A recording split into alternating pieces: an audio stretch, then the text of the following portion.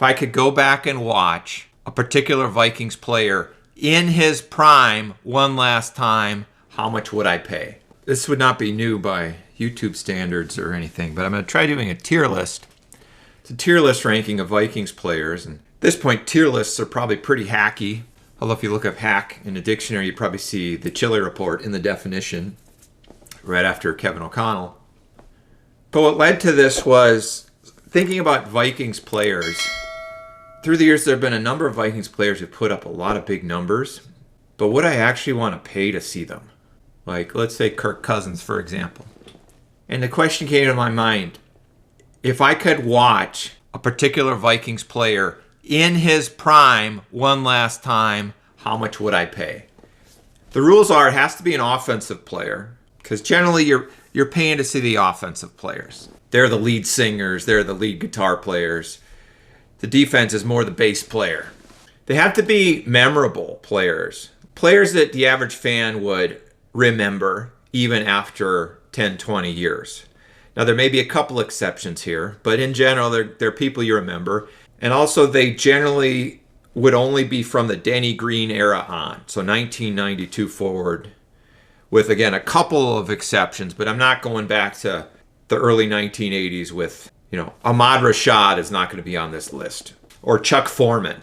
So in creating this tier list, I'm like, okay, what are the tiers? Usually there's like an S tier, an A tier, B tier, whatever. So I've created custom tiers. The top tier, which would kind of be your S tier, that would be straight cash homie. That's where you would pay the equivalent of a couple years of Randy Moss fines to see this person play in his or her prime. So we're talking like $100,000 plus. Not that any of us have that kind of money to throw around, but if we had big money, we would throw $100K at seeing this person in his or her prime one last time. The second tier, like the A tier, that would be the price of Mike Tice's Super Bowl tickets.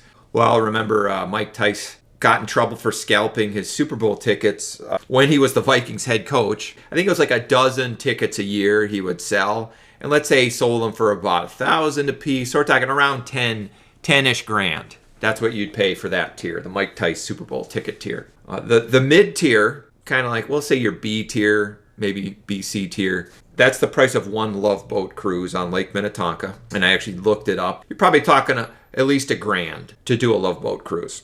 Next tier, the kind of your D tier, that would be the price of a Whizzinator. We all remember Ontario Smith famously got caught with a Whizzinator trying to beat a drug test. I did look it up. Apparently they're still available, and the price is $129.95 plus shipping and handling. Handling takes on a whole new meaning, I guess, with the Whizzinator. And the bottom tier, the F tier, would be the price of a Christian Ponder rookie card, which would actually be negative. You'd have to basically pay me my garbage fee for that week, because that's where the card would end up. I think I have a total of 53 players I'm going to rank. So let's just get started here. We got Stefon Diggs right off the bat. He was an outstanding player. He actually got even better for a couple of years when he went to Buffalo. Kind of a home run threat and the Minneapolis Miracle. I don't quite put him in straight cash homie, though. I'm going to put him in the Mike Tice tier. Definitely would pay to see him in his prime again. Exciting player. Minneapolis Miracle. Can't argue with that. Next, we have, I don't know, do people remember Jermaine Wiggins? Wiggy? He was I don't know, a tight end who loved to hurdle people. And back in the day, I was living in New England. He played for the Patriots. He would hurdle people there. And one time I was at a Firehouse Subs outside of Boston, and Jermaine Wiggins was there eating a Firehouse Sub. I'd put him middle tier. He wasn't a great player, but the hurdling, he had a certain charisma. Makes him watch him. Next, we got Percy Harvin. Straight cash homie. No question. Just Percy Harvin was a joy to watch. And he moved unlike any other player. He was so fast, but he would run in a way, he was like those Tron light cycles. The way they would turn on a dime. He could turn on a dime. He had incredible balance, and he almost glided, almost like he was moonwalking. He was moonwalking forward very fast. He was physical. He had kind of Justin Jefferson's physicality, but he was also faster and shiftier than Jefferson. And on kick returns, Percy Harvin. Would I pay to see Percy Harvin return a kick? Big money, yes. Next, who is this? Josh Dobbs. Oh, I'd pay a Love Boat Cruise to see Josh Dobbs, and he brought some excitement for sure. A couple games he played. There were some issues, definitely, but the guy brought excitement, had a couple of big runs, had a big comeback in his first week against the Falcons. Good for him. Next, is this Michael Bennett? He's F tier. He had 1,000-yard year, nothing more. Just a fast guy who really didn't bring much to the table. Next, Teddy Bridgewater. Gumby, F tier. Just horrible to watch. And I'm sure the homers will come on. Oh, he was such a great kid, such a nice guy, such a great kid. That's all you'd hear. Any sort of adult vocation, you're not looking for someone who's referred to as a good kid. Just weird throwing motion. When he was a quarterback, you basically didn't need wide receivers. You basically didn't need wide receivers because you could not get the ball to a wide receiver. They brought in Mike Wallace, I think. Great speedster, great wide receiver. He caught maybe 5 passes when Bridgewater was the quarterback. Horrible. Next, Fuad Reveiz. Kicker, maybe nobody remembers him, but his name was Fuad Reveiz, and he once had the record for most consecutive kicks made in history. One Love Boat Cruise to see Fuad Reveiz kick again. Next, Kirk Cousins. Just, taking the shirt off. Just the most vanilla player ever. Just put up numbers, but I would not pay a dime to see Kirk Cousins play ever. Sam Darnold. He only had that 1 year. But to see him in his prime, at his best, one Love Boat Cruise. Justin Jefferson. Okay. This could make some people very angry. Your average Vikings fan is going to put him right at the top, straight cash, homie. I'm going to put him in the Mike Tice tier. And I'm putting him behind Stephon Diggs. Who would I rather watch in his prime? Well, who caught the Minneapolis Miracle?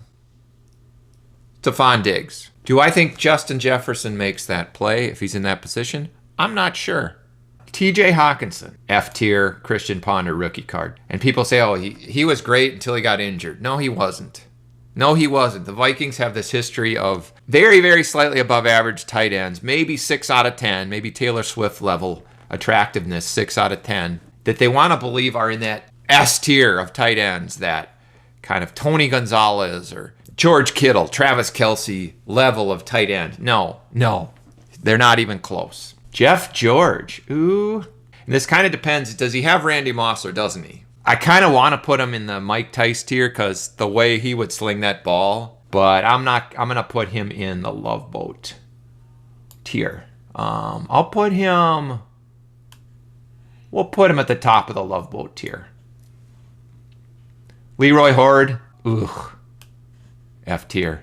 Leroy Horde was he was like, I think in the 90s. He came from the Browns, and he was this big guy who would just run. There'd be all this movement, but his center of gravity never seemed to move. And the Vikings seemed to love to toss the ball to him at the goal line to the outside when he had no speed, and he'd lose yards, and they'd kick a field goal. Kind of like their current red zone offense, kick a field goal. Case Keenum, I can't put him in the top tiers. He just wasn't that good a player. He did bring some excitement. We'll put him in the Love Boat tier. Is he ahead of Darnold? Well, we got to put Fuad Reveiz at the back here. He's ahead of Dobbs. Wiggy's probably got to go back a little. Is he ahead of Darnold? Is he ahead of Darnold? Yeah, he's ahead of Darnold. He's ahead of Jeff George. Okay. How do I move this? Okay.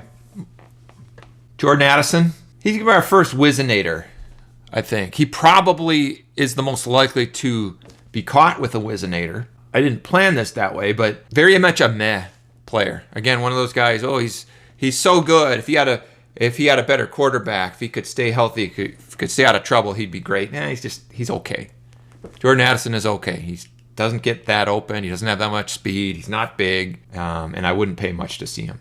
Greg Jennings. Remember Greg Jennings? We brought him in from Green Bay, and I think, was he another one of those guys who got put with Teddy Bridgewater, and they could not get the ball to him? Well, Greg Jennings is a guy I'd pay to see him in his prime as long as he didn't have Teddy Bridgewater throwing to him. He got shafted just like Mike Wallace. No, I don't have Mike Wallace in this list. I definitely pay a Love Boat cruise to see Greg Jennings. Brett Favre, straight cash homie, easy, and he's ahead of Percy. I mean, I love Percy Harvin, but Brett Favre in his prime, nothing beats Brett Favre in his prime. So exciting. Well, there's one guy who maybe beats him. We'll get to him. Jim McMahon, he was a quarterback for the Vikings, I think under Denny for 1 year. It was just horrible. He was so far past his prime when the Vikings got him that his Vikings prime was horrible. So he's going down in the Christian Ponder tier. Now this one, who is that?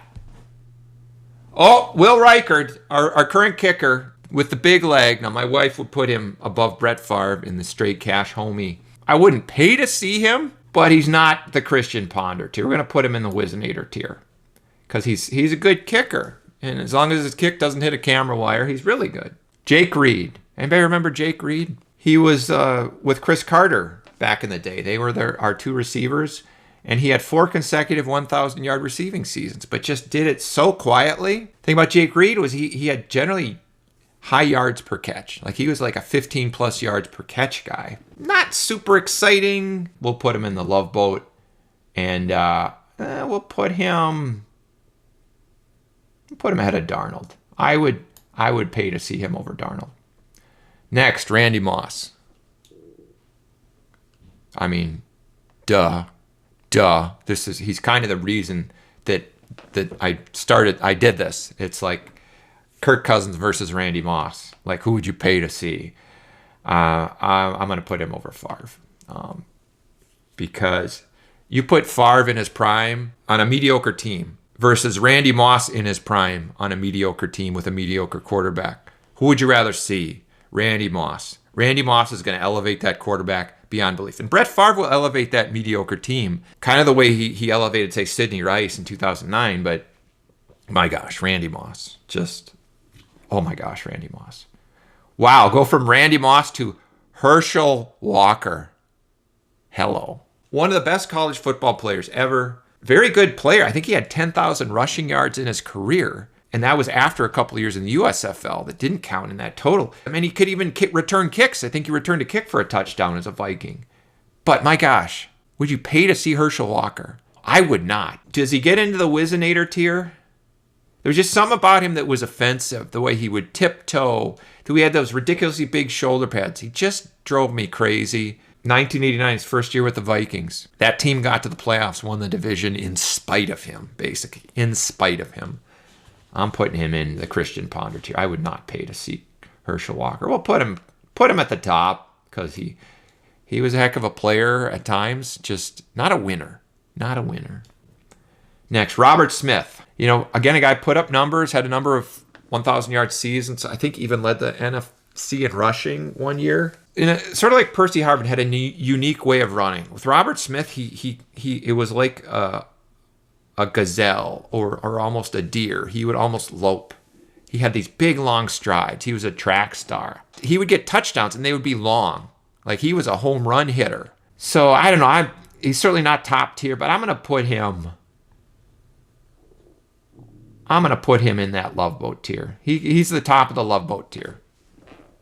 Tavares Jackson. Why is he even on this list? I mean, just another one of these stupid Vikings quarterback reaches. 2nd-round pick. Just horrible. May you rest in peace, Tavares Jackson. And any family who's watching this of Tavares Jackson. Nothing against him at all. I'll put him above Gumby, though. Jim Kleinsasser. Second round pick as a tight end. And then his first couple of games, I think he fumbled like 50 times when he catch balls out of the backfield. And then they turned him into a fullback. He's going in the Christian Ponder tier. Dante Culpepper. Okay. I don't know if this will be controversial at all, but I'm putting him at top straight cash tier. I'm putting him at the back. But man, would you pay to see Dante Culpepper in his prime one more time? Big money? I would. You talk about charisma, and Kirk Cousins had zero charisma. Zero. And you think of other athletes from other sports. Kirby Puckett. He wasn't the best player of all time, but would you pay to see him one more time? Yes, so much charisma. Joe Mauer was probably a better pure baseball player than Kirby Puckett, but would you pay to see him? I wouldn't, not a dime. Most boring player ever. And Dante Culpepper, he'd do his role. He was big. He could run. He was strong. He could throw. He brought excitement. Straight cash, homie, for Dante. His career, unfortunately, was too short. I think because of a knee injury. Bernard Berrien. He had a 99-yard touchdown from Gus Frerotte once. Not real exciting, but I'll put him in the Whizzinator, and I'll put him ahead of Jordan Addison. Adrian Peterson. Okay. This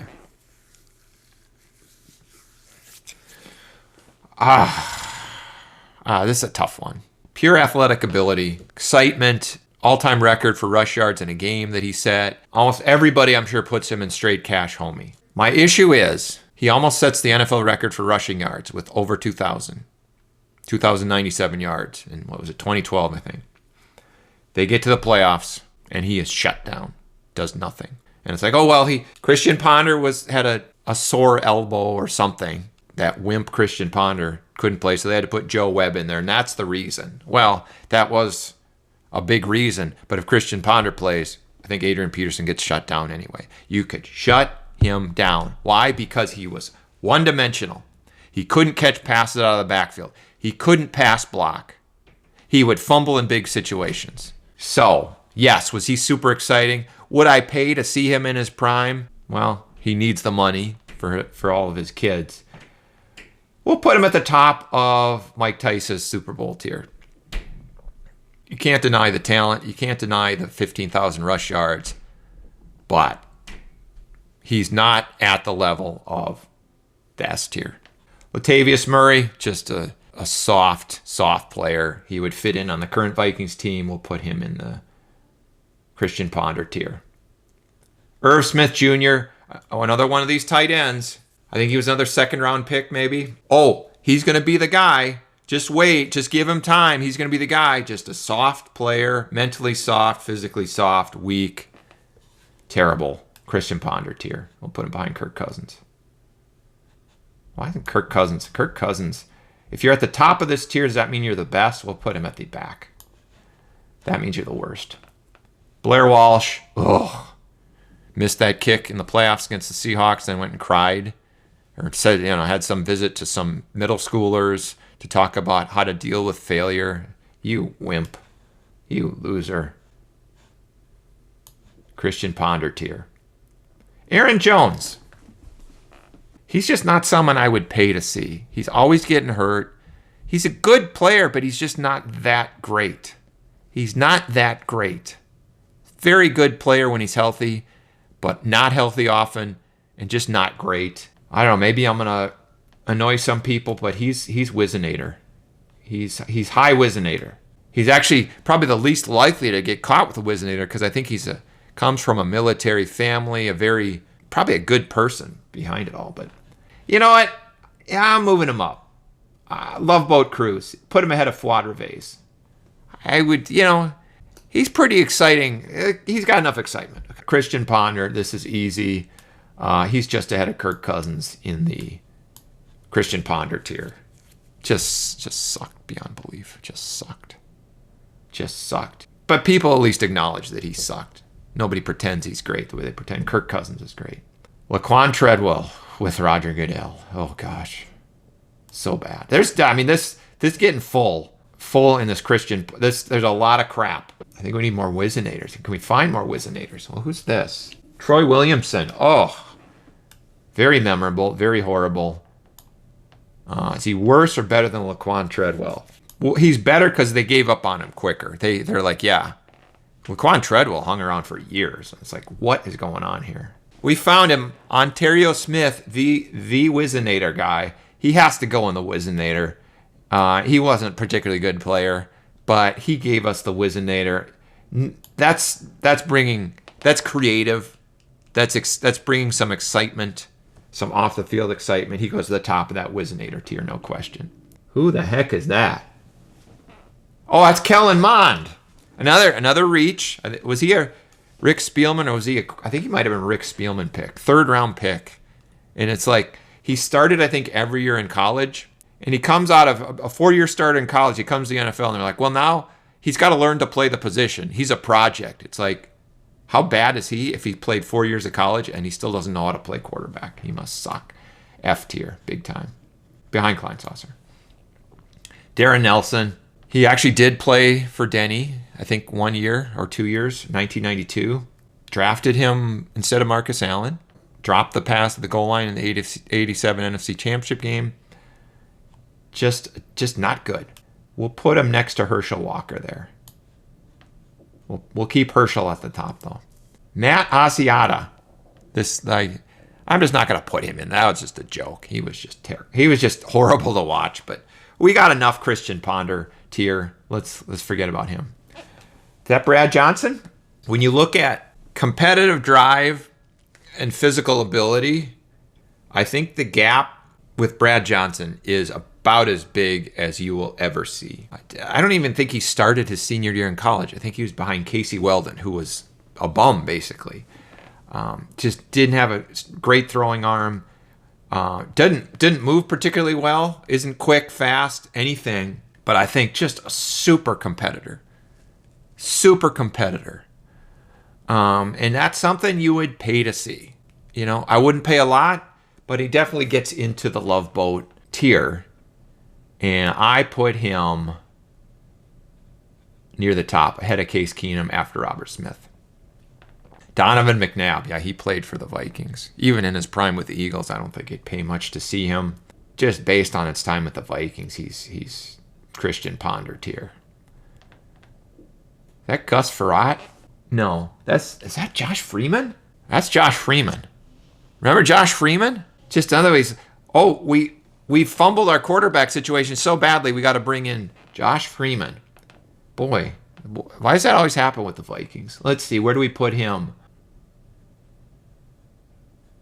He's got to go near the bottom there, just after Laquan, 316. Alexander Madison, like when he was healthy, he was pretty good. He was kind of a good change of pace guy. A good change of pace guy. You'd have Dalvin Cook, and then you'd bring in Alexander Madison, and he'd hurdle a couple of guys. He was kind of a little bit of your Jermaine Wiggins, but he was always hurt. So he doesn't get into love boat, but he's top near the top of the Wizinator. He can't displace Ontario Smith, but at least you'd pay a little to see him. Kyle Rudolph, another overrated tight end, another 6 out of 10. Just not physical at all, not fast at all. He was just okay, but he catches that pass to beat the Saints in the playoffs, 2019 season. So he gets into the Wizinator tier. And we'll put him ahead of Bernard Berrien. We'll put him ahead of Madison. Can't displace Ontario Smith, though. Qadry Ismail, the missile, mid-90s Viking.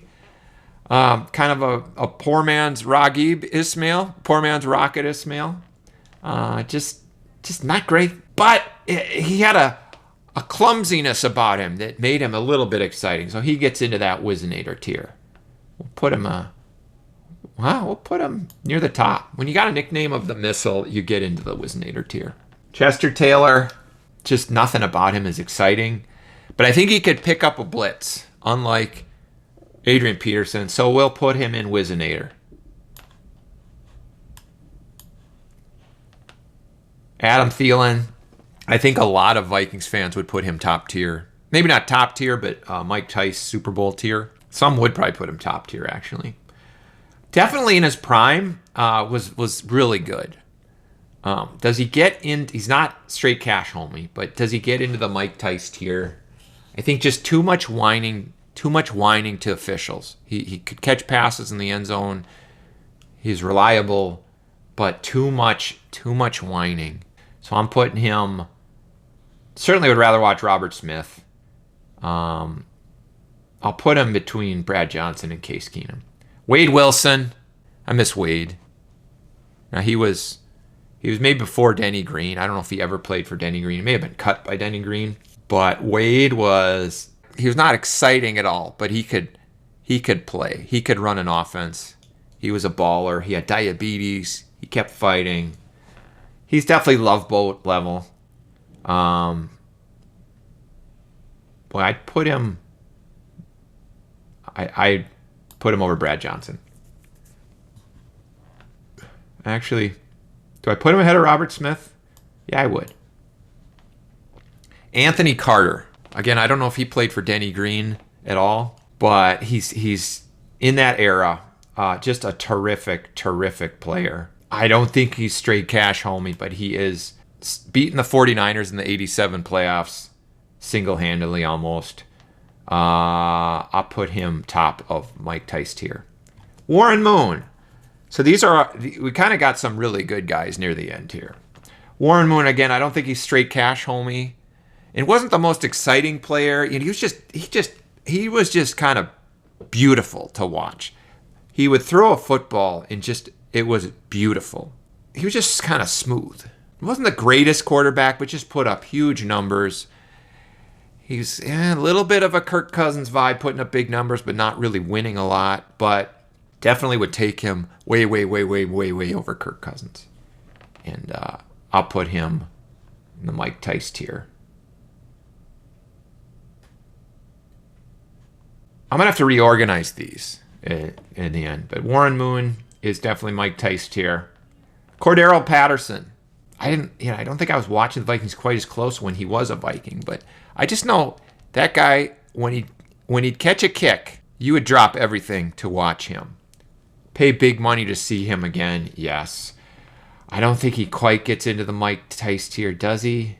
He's not at that level, but he's very much top Love Boat tier. We'll put him just behind Robert Smith. Chris Carter, straight cash. Hall of Famer. Again, not fast. In fact, pretty slow. But my gosh, doesn't matter if he is covered. And that's an issue we got with our current Vikings. If they're covered, they're not catching the ball. Chris Carter would reach over guys to make catches. On the sidelines, he would tiptoe, catch just his toes in. He would catch everything. Game on the line, Warren Moon just needs to throw it to him. They need a 2-point conversion or anything. He just has to throw it to Chris Carter. It's going to be caught. And yeah, he was maybe the most selfish player of all time, but straight cash homie. And last but not least, Randall Cunningham. Oh, Randall. In his prime, in his Vikings prime, nothing better. And in his Eagles prime, he was about as exciting as you could get. Randall was kind of the original Lamar Jackson or whatever. Just could do everything. He could even punt. I think he had like a 90-yard punt once. Like, this guy was amazing. Straight cash tier. And, okay, so maybe a little bit of controversy here, but I think we got it pretty good. Our Love Boat tier is pretty heavy, so it's kind of our mid-tier. And our Christian Ponder tier is quite heavy. I included some guys who probably shouldn't have been in this list because they weren't good, but a lot of quarterbacks, a lot of reject quarterbacks in this bottom list. A few tight ends, and really no tight ends in the top here. What do we have in the top? We got some wide receivers, some quarterbacks, particularly in these top two tiers. It's wide receivers, quarterbacks, and then you got Adrian Peterson. What order, I guess, is our straight cat? Is this in the... Well, let's go bottom to top. I think we got Herschel Walker at the top here. He was a good player. He almost made it to Wizinator, and Kirk Cousins in the bottom. I'm happy with that. Wizinator. Ontario Smith has to be in the top of the Wizinator tier, and then Will Reichard in the bottom. I'm good with that. Love Boat tier. Wade Wilson, Robert Smith, Cordero Patterson, Brad Johnson, Adam Thielen, Case Keenum, Jeff George. Pretty good order here. And then Fuad Reves at the bottom. Yeah, he belongs at the bottom of that tier, I think. Mike Tice's Super Bowl tickets. Does this make sense? Anthony Carter, Adrian Peterson, Stephon Diggs, Justin Jefferson, Warren Moon.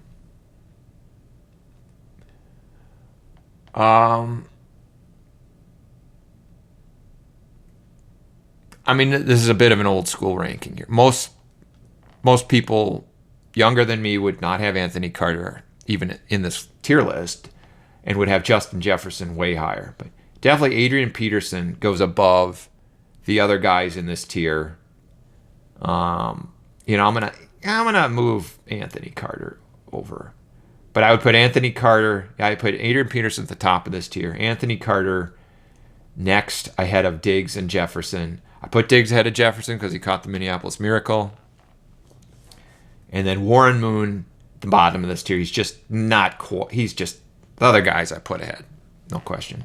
And then straight cash homie, Randy Moss is number 1. In my heart, always. Brett Favre, amazing, charismatic beyond belief. Percy Harvin, Chris Carter. Chris Carter's got to be next. Just for how prolific he was. Until he caught his 1,000th catch and then just kind of quit. Percy Harvin, so fun to watch. Dante Culpepper. Yeah, I'm going to put Randall ahead of Dante. Randall was amazing. Second to none in that sense. Dante was kind of a new version of Randall with just more bulk. So I think we're good here. This is our tier. And we left Matt Asiata off, as he should be. Pretty cool. Pretty good. And we got 6 straight cash. 6 elite. 6 guys I'd pay the biggest money for. Wish I could go back and see any of them. But unfortunately we can't. Instead we have, I don't know who's playing quarterback for the Vikings. But I'm guessing Justin Jefferson isn't very happy about whoever they got now. So thank you for watching.